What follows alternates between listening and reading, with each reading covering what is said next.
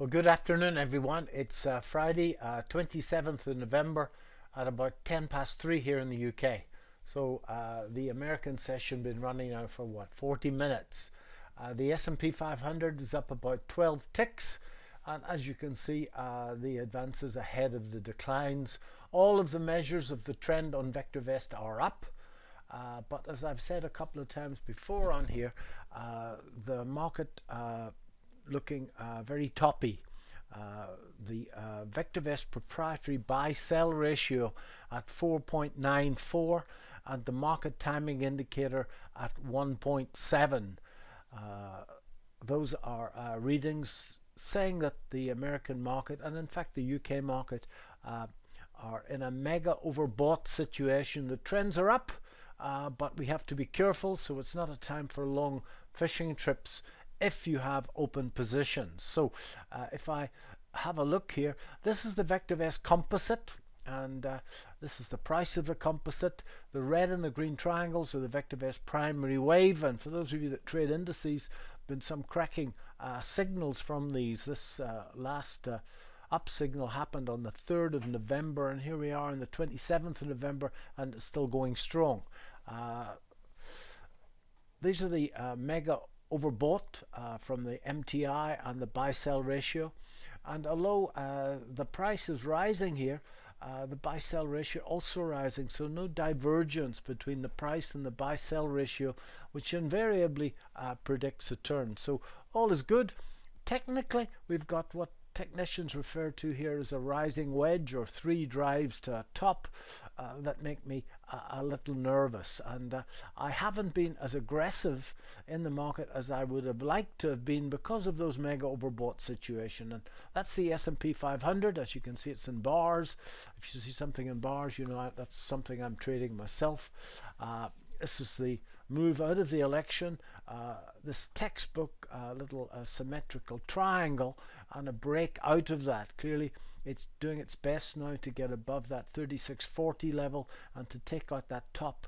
That top only occurred for what the market was only up there for a couple of hours. That was that Pfizer top some weeks ago when the vaccine was announced. So this is the target. The first target from this triangle would be the high minus the low added to the breakout point, and there's probably another 100 S&P points in that. So although the trend is and the market is in a mega overbought situation, there's a good chance that we can go a little bit further in this before we see a pullback. I'm holding positions, reasonably happy with them, and if we go into them, old GRWG is growing great guns. I bought it at 25 and it's now nearly 35, so that's great. AMD is going well. Bought into pins recently and it's up well in the money in Square. It's off a bit today. Just bought into Snap recently, but it's in the money, and Roku's a long way in the money.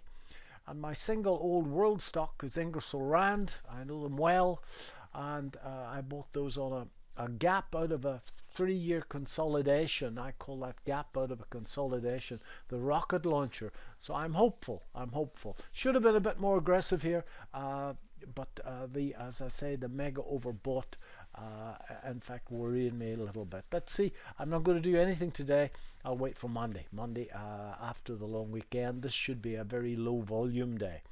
In the UK, well, pretty much everything's the same.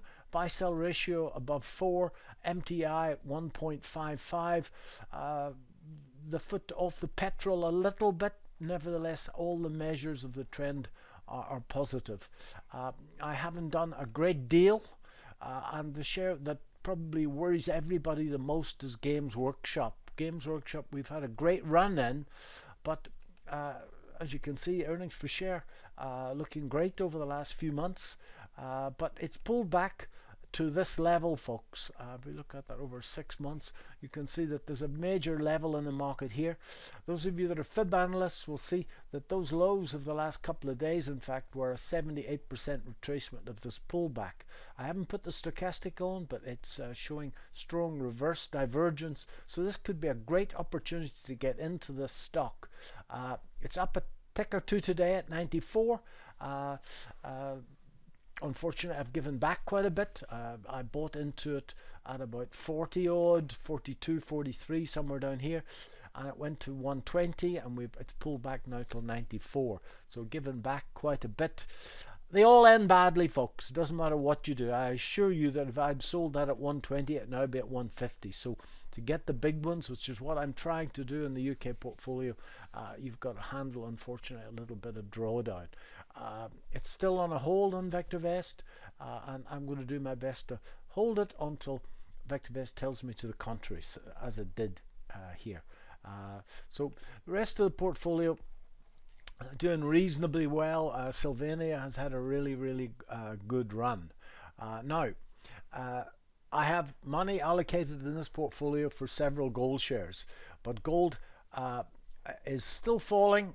Everybody was hopeful at 1800 level could hold, and at that 1800 level the market sliced through it. It actually just broke down in the American pre-open, and it's fallen what, $23 in a couple of hours. So the next level, folks, I think must be horizontal line, must be somewhere around here, and that support from this shelf and two fibs. For those of you that are fib scholars, if you take a fib from here to here and a fib from there to there, there's a big confluence at 1750, which is pretty much here. So I think we're heading to 1750 here.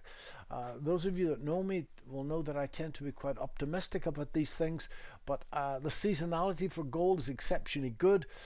But far too early to do anything. We need to let the dust settle down here and see how it looks towards the middle of next week. There could be an exceptionally good opportunity here at around 1750 when the dust settles, as I say, and we get a couple of nice big blue confirmation days. And if that's the case, then I shall be buying into polymetal and 2 or 3 of the more marginal gold mines. I keep telling people, and they don't believe me, that a moment of weakness in the gold market will be severely punished. So if you're not on top of gold shares, and if you feel that you haven't got the emotional response just to get out, then leave gold shares well alone, folks. But I think there's a tremendous opportunity in gold. As I say, the seasonality is excellent for gold at this time of the year, and we could quite easily have a nice run in gold if this 1750 level holds. That would last us into February. I think that below the 1750 level, then we have to doubt this bull market in gold. So 1750, I think, should hold. It could get to 1700, but I think there's a great opportunity ahead here. And that's what I'm going to be looking for in the middle of next week. Now, I look forward to seeing you all on Monday afternoon. That's Monday the 30th in our standard VectorVest session at 1:30 UK time. Those of you that are not VectorVest clients, well, we have a Black Friday special at 99 pence so that you can kick the tires for 30 days. And those of you that don't want to do that, well, if you want a complimentary invite to Monday afternoon, you just send me an email. I'll send you the link. david.paul@vectorvest.com. I look forward to seeing everybody else on Monday afternoon 1:30. Again, that Black Friday special, folks, will last for the next couple of days, so it's 99 pence. Take advantage of it when it's there. Thanks very much. Bye bye now.